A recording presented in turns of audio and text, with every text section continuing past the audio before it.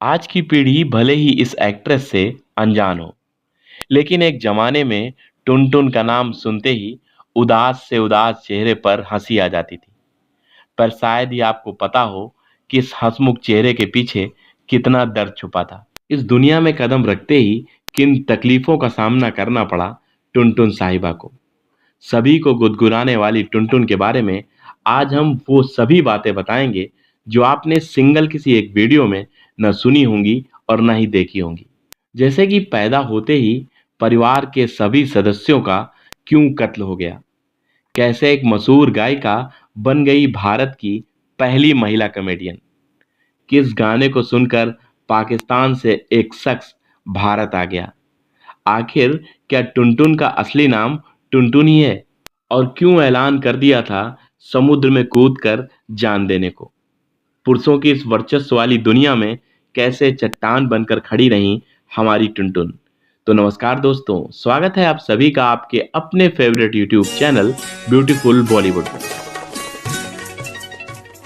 एक पुरुष जैसी खूबसूरत औरत की चाह रखता है, टुनटुन ठीक उसका उलट थी। फूहड़, गंवार, मोटी, सांवली, अजीब कपड़े पहनने वाली, बड़ों की उम्र में बच्चों जैसी हरकतें करने वाली। हाँ, सभी तो खामियां थी इस लड़की में, पर फिर भी बच्चा हो या बूढ़ा, सभी की प्रिय थी टुनटुन। 11 जुलाई 1923 को उत्तर प्रदेश के एक छोटे से गांव में इस गोल मटोल टुनटुन का जन्म हुआ। उन्हें शायद अपने माँ पिता की शक्ल भी नहीं याद होगी जब उनके माता पिता का देहांत हो गया। वो उस समय लगभग 2.5 वर्ष की थी और उनके भाई 9 साल के थे। भाई का नाम हरी था। माता पिता के रहने पर भी परिवार आर्थिक तंगी से जूझ रहा था और अब तो माँ बाप भी नहीं थे। वैसे इनका नाम उमा था। भाई हरी और बहन उमा कैसे तैसे जिंदगी काट रहे थे। बड़ा भाई एकमात्र सहारा था। तकरीबन 2 वर्ष ही गुजरे थे कि बड़े भाई हरी का सहारा भी ऊपर से हट गया। अब टुनटुन अपने सगे रिश्तेदारों में 2 वक्त की रोटी की एवज में 24 घंटे की नौकरानी थी। 5-6 साल की टुनटुन अब थोड़ा समझदार हो पाई थी। तभी उन्हें पड़ोसियों से पता चला कि अलीपुर में उनकी काफी जमीनें थीं, जिस जमीन जायदाद को हड़पने के लिए उनके माता पिता और भाई का कत्ल कर दिया गया था। रिश्तेदारी में कहीं पर भी शादी ब्याह मरना जीना होता तो काम के लिए उमा को भेज दिया जाता। सभी को बिना पैसे की नौकरानी मिल गई थी। ऐसे ही एक रिश्तेदार के यहाँ दिल्ली काम करने के लिए बुलाया गया था और उनकी वहीं मुलाकात एक्साइज विभाग के इंस्पेक्टर अख्तर अब्बास काजी से हुई। उस समय उमा देवी लगभग 13 वर्ष की होंगी और गाने का बेहद शौक था, पर गाना गाते अगर कोई देख लेता तो मार पड़ती थी। तब वहीं मिले उनको अख्तर अब्बास काजी ने उनका आत्मविश्वास बढ़ाया और गाने के लिए हौसला भी दिया। इस हौसले के साथ साथ उन्हें एक अच्छा दोस्त मिल गया था। तभी देश का बंटवारा हो गया और अख्तर अब्बास साहब पाकिस्तान चले गए। इधर हालातों से तंग आकर एक रोज उमा देवी मुंबई भाग गईं। ख्वाब था कि फिल्मों में गाना गाएंगी, पर सब कुछ इतना आसान नहीं होता। ऐसा लग रहा था कि संघर्ष शब्द बना ही उमा देवी के लिए है। यहाँ पर लोगों के यहाँ झूठे बर्तन धोए, झाड़ू पोंछा किया। तभी उनकी मुलाकात डायरेक्टर और एक्टर अरुण आहूजा और उनकी पत्नी निर्मला देवी से हुई। अरुण आहूजा साहब ने इन्हें नौशाद साहब का पता बताया। ये अरुण आहूजा और Nirmala Devi actor hero number 1 अपने गोविंदा साहब के माता पिता हैं। अब उमा देवी को ये तो पता लग गया था कि आखिर उनकी मंजिल का पहला दरवाजा नौशाद साहब के घर से खुलता है। उमा देवी तुरंत नौशाद साहब के घर पहुंच गईं और दरवाजा जोर जोर से पीटने लगी।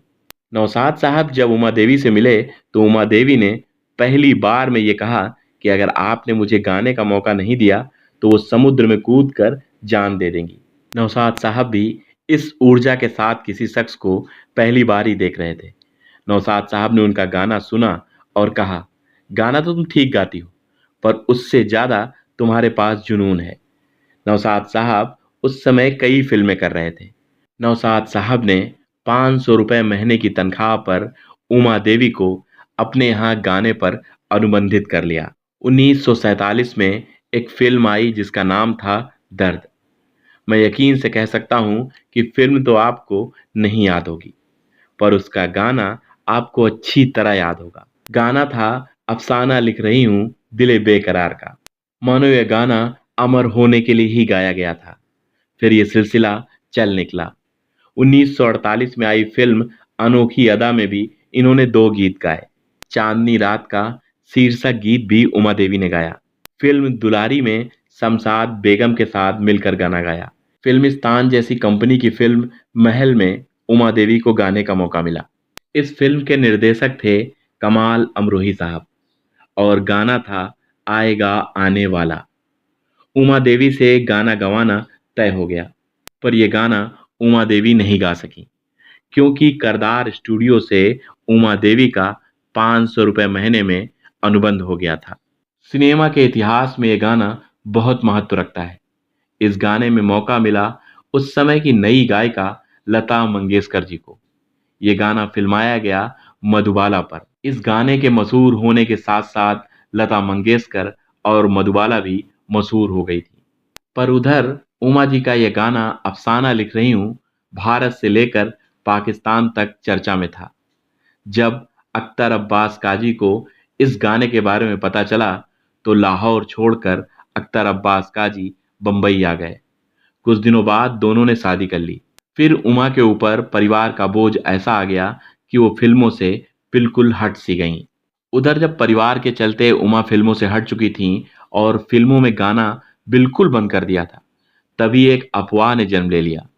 लोग कहने लगे कि उमा से जलने वाली गायिकाओं ने उमा को खाने के साथ सिंदूर खिला दिया और उनकी आवाज बिल्कुल खराब हो गई है। उमा देवी ने एक इंटरव्यू में आकर कहा कि ये सारी बातें सिर्फ अफवाह थी, ऐसा कुछ भी नहीं था। अब पति काम कर रहे थे और उमा देवी परिवार को संभालती थी। पर समय बीतता गया और पति की नौकरी से कमाए हुए पैसे अब परिवार चलाने में कम पड़ने लगे। एक बार फिर मजबूरन काम के सिलसिले में उमा देवी नौशाद साहब से मिलने गईं और कहा कि मुझे अब काम चाहिए। नौशाद साहब ने उमा से कहा कि उमा, तुम्हारे गाना छोड़े बहुत समय हो गया है। फिल्म इंडस्ट्री में न जाने कितनी नई नई प्रतिष्ठित गायिकाएं आ गई। तुमने सिर्फ रेडियो सुन सुन कर गाना सीखा है और इन दिनों तुम्हारी आवाज भी थोड़ी खराब हो गई है। क्या तुम फिल्मों में काम करोगी? हालांकि अपनी पहली फिल्म दर्द में नौशाद साहब उमा को एक रोल ऑफर कर चुके थे। उस समय नौशाद साहब दिलीप कुमार जी के साथ फिल्म बाबुल बना रहे थे और जब उमा को पता चला कि फिल्म में दिलीप कुमार साहब हैं तो उमा ने तुरंत हाँ कर दी। फिल्म में एक सीन था जिसमें दिलीप कुमार साहब को उमा जी के ऊपर गिरना था और तभी उस सीन के दौरान दिलीप साहब के मुंह से उमा के लिए टुनटुन शब्द निकल गया। और वो दिन था और आज का दिन कि उमा देवी खत्री तब से टुनटुन नाम से पुकारी जाने लगी। उस दौर में उनके लिए खास तौर पर रोल लिखे जाते।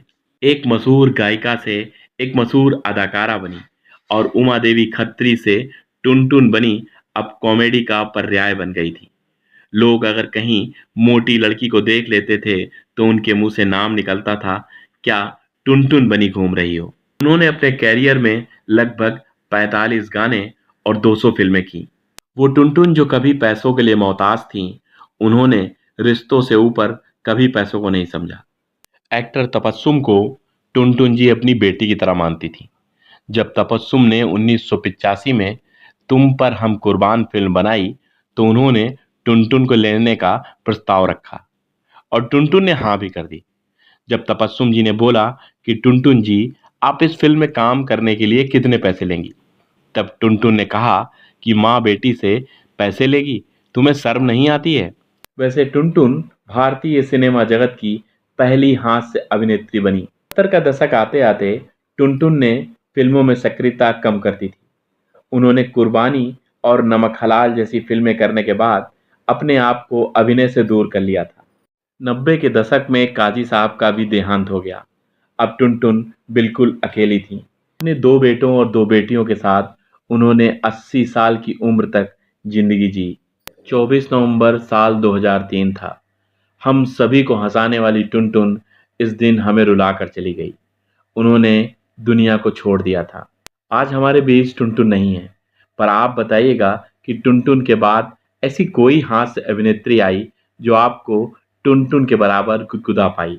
टुनटुन के समय के ही एक बड़े अदाकार देवानंद साहब से जुड़े अगर आपको कुछ तथ्य जानने हो तो दाएं तरफ की वीडियो पर क्लिक करिएगा। और अगर आपको राजकुमार और हेमा मालिनी जी से जुड़े रिश्तों के बारे में जानना है तो बाएं तरफ की वीडियो में क्लिक करिएगा। साथ ही अगर आपको हमारा ये वीडियो थोड़ा सा भी पसंद आया हो तो प्लीज लाइक का बटन जरूर दबाइएगा। आपका एक लाइक हमारे द्वारा की गई 10-15 घंटों की मेहनत को साकार करता है। मिलते हैं अगले वीडियो में। जय हिंद, जय भारत।